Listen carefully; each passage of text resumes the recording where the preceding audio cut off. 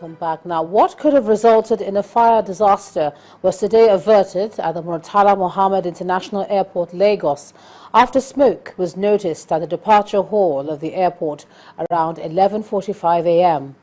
Confirming the incidents to Channels Television, the General Manager of Corporate Affairs of the Federal Airports Authority of Nigeria, Mr. Yakubu Dati, said the smoke was traced to the electric panel room on the second floor of the terminal. He gave the assurance that there was no immediate danger to anyone and said that the incident did not affect flight operations at the airport, while further investigations have commenced.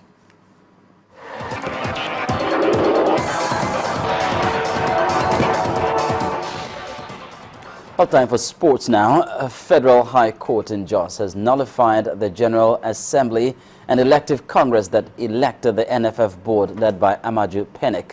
According to Justice Ambrose Alagoa, the court has set aside all the proceedings and decisions of the Warri Extraordinary Meeting of September the 20th and the elective Congress of the 30th, which were a direct contravention of the orders of the court as granted on September the 19th. Though Justice Alagoa left out the issue of contempt, he warned the defendants that it does not mean that the orders of the court should be further disobeyed. The court sustained other orders of September the 19th, while the substantive matters have been adjourned till November the 25th. Meanwhile, the Executive Committee of the Nigeria Football Federation has swiftly filed for appeal against the ruling of the Federal High Court in Jos, which annulled the September the 30th elective Congress. NFF's first Vice President Seyi Akinwumi confirmed they've been notified of the ruling, which was made despite filing for a preliminary objection concerning the jurisdiction of the court. Akinwumi says that the football body is appealing the ruling and also filing for stay of execution of the order. And on the field of play, results so far recorded in the African Cup of Nations qualifiers are taking a toll on the Super Eagles, who dropped 5 places in the FIFA World Ranking for the month of October. The team plunged down the ladder to 42nd in the world and dropped to 9th in Africa. Algeria, who had already booked a spot in the 2015 African Cup of Nations, moved up 5 places to the 15th spot in the world to become Africa's best-playing nation. The Elephants of Côte d'Ivoire dropped 3 places in their rating to 25th, but remain the second best-playing nation. They are closely followed by Tunisia on the 3rd spot, while Cape Verde Islands moved up 8 places to the 33rd spot to occupy 4th place in the continent. Ghana dropped 2 spots to the 35th in the world, but sit in 5th place in Africa. Cameroon in 7th, Senegal in 8th, and Togo in 10th complete the continent's top 10 playing teams. Meanwhile, the first 3 positions in the world remain unchanged. World champions Germany held on to top spot despite a difficult start to the Euro 2016 qualification campaign. Belgium and the Netherlands swapped places, with Belgium in 4th and the Netherlands dropping to 5th. Brazil are 6th, with France moving 2 places to the 7th spot. Portugal are making their first appearance in the top 10 since July. Former table toppers Spain have slipped down as far as 10th following their defeat against Slovakia in the Euro 2016 qualifiers. 141 matches have been taken into account for this month's edition of the World Ranking.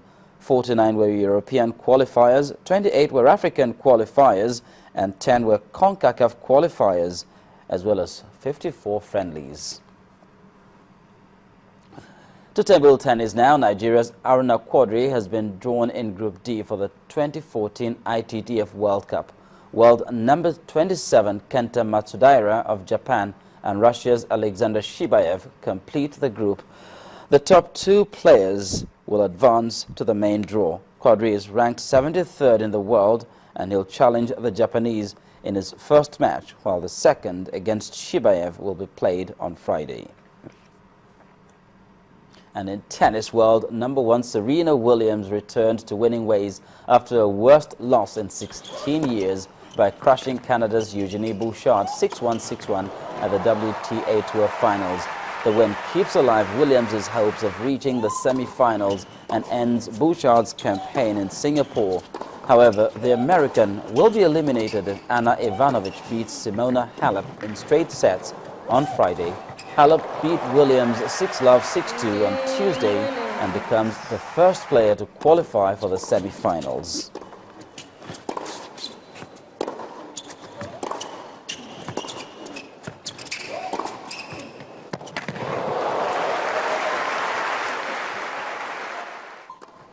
And that's it on sports news. It's back to Ijoma with the rest of the news at 10.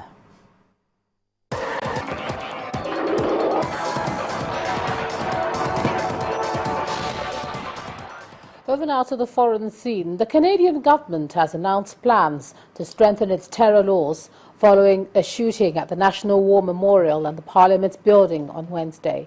The gunman killed a soldier at the memorial before going into the Parliament building where he was eventually killed. Here's Amarachi Ubani with more.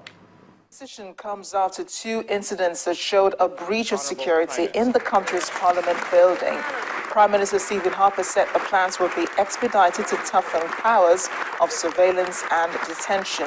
You know, Mr. Speaker, in recent weeks I have been saying that our laws and police powers need to be strengthened in the area of surveillance, detention, and arrest. They need to be much strengthened.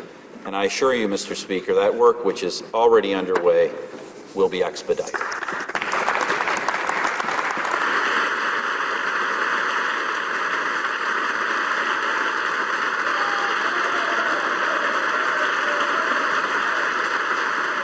Also, a group of international scientists are to begin studying blood of treated Ebola patients to determine if they can be used as treatment.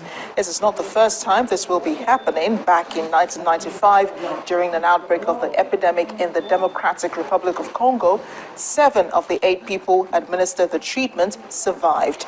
The decision is supported by the World Health Organization as the world experiences the worst outbreak of the disease.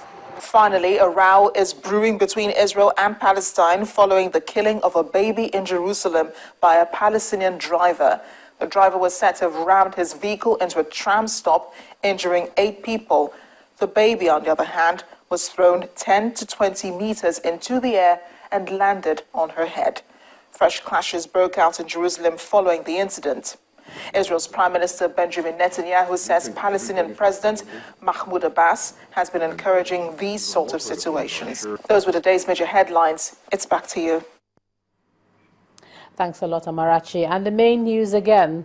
The ceasefire agreement between the federal government and Boko Haram may have suffered a setback after an explosion at a motor park in Azare, Bauchi State, killed 5 people. The blast comes barely a week after the government announced a ceasefire deal with the sect, said to include the release of the Chibok girls. The president has replied his critics over allegations of torture by the military. President Goodluck Jonathan believes most of such claims are exaggerated. And the Canadian government has promised to strengthen the nation's anti-terror laws after a gunman opened fire in the Parliament building yesterday.